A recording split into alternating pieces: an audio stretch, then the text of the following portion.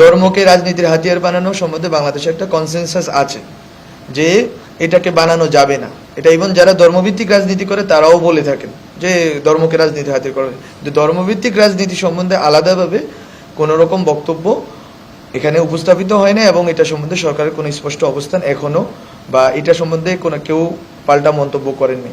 দ্বিতীয় কোশ্চেনটা ছিল আপনার শিক্ষাঙ্গনে রাজনীতি। এই বিষয়টা হচ্ছে যে শিক্ষাঙ্গনে শিক্ষক এবং ছাত্র রাজনীতির বিষয়ে মোটা দাগে বাংলাদেশের সবগুলো ক্যাম্পাসে এক ধরনের আলোচনা চলতেছে যে যাতে হচ্ছে যে কোনোভাবেই আগের যেই ছাত্রলীগ এবং আওয়ামী লীগের শিক্ষক এবং ছাত্রলীগের ছাত্র রাজনীতি, ওই ধরনের রাজনীতি যাতে ফেরত না আসে, এইটা তার পক্ষ থেকে, শিক্ষার্থীদের পক্ষ থেকে বক্তব্য। রাষ্ট্র বা সরকারের পক্ষ থেকে এখনো কোনো স্পেসিফিক গাইডলাইন্স এখনো বলা হয় নাই, কিন্তু এইটা অলরেডি বাংলাদেশে যারা বিভিন্ন ক্যাম্পাসে সবাই এই বিষয়ে স্ট্রং একটা অবস্থান ব্যক্ত করেছেন। এবং এই রাজনীতি যদি না থাকে, ছাত্র রাজনীতি যদি না থাকে, তাহলে কোন ফরম্যাটে রাজনীতি হবে এটা নিয়ে মূলত এক ধরনের ডিবেট অ্যান্ড ডায়ালগ কিন্তু সব জায়গায় চলতেছে। ইভেন ঢাকা বিশ্ববিদ্যালয়ের গত সপ্তাহে আমি যদি ভুল না বলি একটা আলোচনার আয়োজন হয়েছে এবং অন্যান্য জায়গায় আলোচনা হচ্ছে।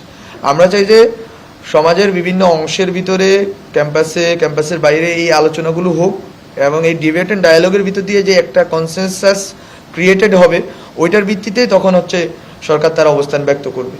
আরেকটা বিষয় বলছি, মব জাস্টিসের বিষয়ে খুব ক্লিয়ার অবস্থান গভর্নমেন্টের, সরকারের পক্ষ থেকে, যে এটা কোনোভাবেই হতে দেওয়া যাবে না।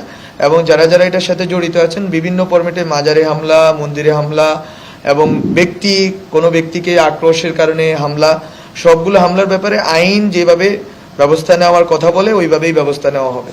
এবং কারো মানবাধিকার যিনি যদি কেউ এখানে স্বৈরাচার অথবা ফ্যাসিস্ট সরকারের সাথে দালালি, দোসর হিসাবে দালাল অথবা দোসর হিসেবে কাজ করেছেন, তাদেরকে জনগণ তাদের বিচার করবে না, মব তাদের বিচার করবে না, বরং তাদেরকে আইনের আওতায়, আইনের হাতে সোপর্দ করতে হবে। আইন নিজস্ব গতিতে তাদের বিচার করবে। জনগণ শুধু এতটুকু খেয়াল রাখবে যে যাতে কোনো রকম কম্প্রোমাইজ না হয়, এবং যাতে সবার, এই যে যারা শহীদ হয়েছেন, যারা আহত হয়েছেন, তাদের সাথে কোনো ধরনের বেইমানি না হয়।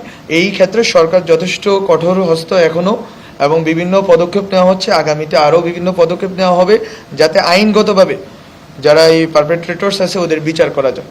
কিন্তু জনগণ যাতে এই বিষয়ে মব জাস্টিসের আশ্রয় নেয় না, এই বিষয়ে বারবার ব্যক্ত করা হচ্ছে। বিভিন্ন কয়েকজন উপদেষ্টা এটা নিয়ে বলেছেন, আমরা নিজেরাও বলছি, অনেকেই বলার চেষ্টা করছেন। ফলত এখানে সরকারের অবস্থান অনেক দিন আগে থেকেই স্পষ্ট।